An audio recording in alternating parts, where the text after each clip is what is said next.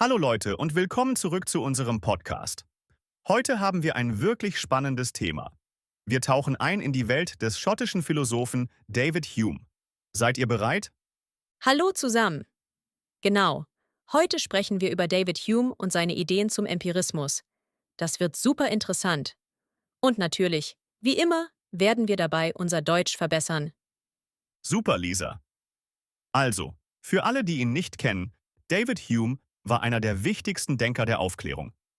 Er hat sich viele Gedanken darüber gemacht, wie wir Menschen eigentlich zu unserem Wissen kommen. Richtig, Felix. Hume war ein Hauptvertreter des Empirismus. Empirismus, das bedeutet, dass alle Erkenntnis aus der Erfahrung stammt. Erkenntnis, das heißt so viel wie Wissen oder Verstehen. Erfahrung ist das, was wir erleben. Also, alles, was wir wissen, wissen wir durch unsere Sinne. Genau. Stellt euch vor, ihr beißt in einen Apfel. Ihr seht, dass er rot ist, ihr fühlt, wie fest er ist, ihr riecht sein Aroma, ihr schmeckt seine Süße und ihr hört das Geräusch beim Hineinbeißen.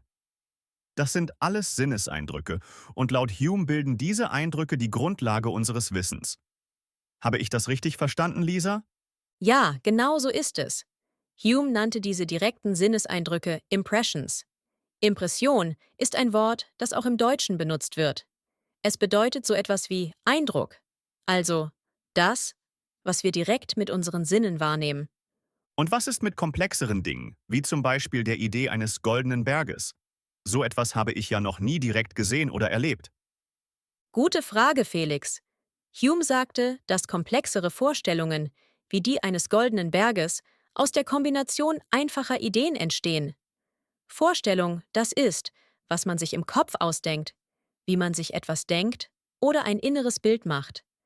Wir haben Gold gesehen und wir haben Berge gesehen, also kombiniert unser Verstand diese beiden Vorstellungen zu der Vorstellung eines goldenen Berges. Ah, verstehe. Unser Verstand setzt also die einzelnen Teile zusammen, wie bei einem Puzzle. Etwas zusammensetzen bedeutet, verschiedene Einzelteile zu einem Ganzen verbinden. Genau. Und Hume nannte diese kombinierten Vorstellungen Ideas. Ideas sind also die Vorstellungen, die in unserem Kopf entstehen, nachdem wir Impressions durch unsere Sinne erfahren haben. Das klingt logisch. Aber was ist mit Dingen, die wir nicht direkt sehen oder fühlen können, wie zum Beispiel die Schwerkraft? Wir spüren ihre Auswirkungen, aber die Schwerkraft selbst können wir ja nicht sehen. Das ist ein wichtiger Punkt, Felix. Hume war sehr skeptisch gegenüber Konzepten, die wir nicht direkt durch unsere Sinne erfahren können. Skeptisch bedeutet, dass man Zweifel hat, dass man nicht sofort alles glaubt. Zweifel ist, wenn man unsicher ist, ob etwas stimmt oder richtig ist. Er war also ein Zweifler? Ein Zweifler sein bedeutet, nicht alles sofort zu glauben, sondern Dinge zu hinterfragen. Ja, man könnte sagen, dass er in Bezug auf bestimmte Dinge ein Zweifler war. Er hinterfragte zum Beispiel die Idee der Kausalität. Kausalität, das ist das Prinzip von Ursache und Wirkung. Ursache ist der Grund, warum etwas passiert, und Wirkung ist das, was als Folge davon passiert. Moment mal, Lisa. Kausalität ist doch total logisch. Wenn ich eine Billardkugel anstoße, bewegt sie sich. Das ist doch Ursache und Wirkung. Etwas anstoßen heißt, etwas mit der Hand oder dem Fuß in Bewegung setzen. Schon, aber Hume meinte, dass wir die Kausalität selbst nicht direkt beobachten. Wir sehen nur, dass Ereignis A und dann Ereignis B passiert. Wir nehmen an, dass Ereignis A Ereignis B verursacht hat, aber wir sehen die Verbindung nicht wirklich. Das ist echt knifflig. Knifflig bedeutet hier so viel wie schwierig zu verstehen oder schwierig zu lösen. Hume sagt also, dass wir die Kausalität nur annehmen, weil wir es gewohnt sind, dass bestimmte Dinge nacheinander passieren. Ganz genau. Hume sprach von Gewohnheit. Gewohnheit ist etwas, das man immer wieder tut, fast ohne nachzudenken, eine Routine. Wir haben so oft gesehen, dass auf Ereignis A Ereignis B folgt, dass wir eine Gewohnheit entwickeln, dies als Kausalität zu interpretieren. Das heißt, unser Wissen basiert eigentlich mehr auf Gewohnheit als auf absoluter Sicherheit. Absolute Sicherheit kann man mit völliger Gewissheit beschreiben. Ja, das ist der Kern von Humes Skepsis. Er meinte, dass wir viele Dinge für selbstverständlich halten, die wir eigentlich gar nicht mit Sicherheit wissen können.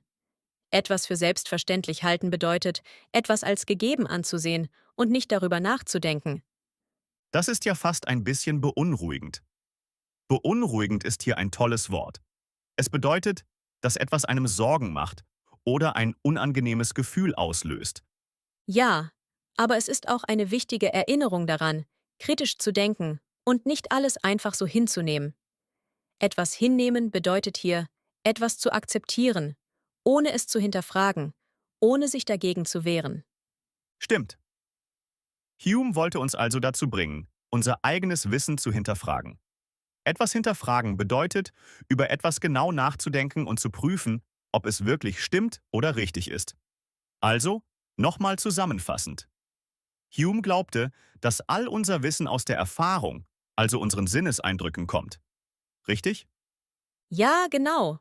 Und er war skeptisch gegenüber Dingen, die wir nicht direkt mit unseren Sinnen erfahren können, wie zum Beispiel die Kausalität. Super, Lisa. Das war eine echt aufschlussreiche Erklärung. Aufschlussreich ist ein super Wort, um zu sagen, dass etwas sehr informativ war und man viel daraus gelernt hat. Ich glaube, ich habe heute nicht nur viel über Hume gelernt, sondern auch mein Deutsch verbessert. Das freut mich, Felix.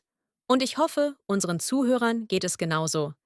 Denkt daran, die neuen Wörter und Ausdrücke zu wiederholen und sie in euren eigenen Sätzen zu verwenden. Genau. Und das war's für heute. Im nächsten Podcast tauchen wir in ein anderes interessantes Thema ein. Ihr könnt euch auf viele neue und unterschiedliche Vokabeln freuen und dabei weiterhin euer Deutsch verbessern. Bis zum nächsten Mal. Tschüss zusammen und bis bald!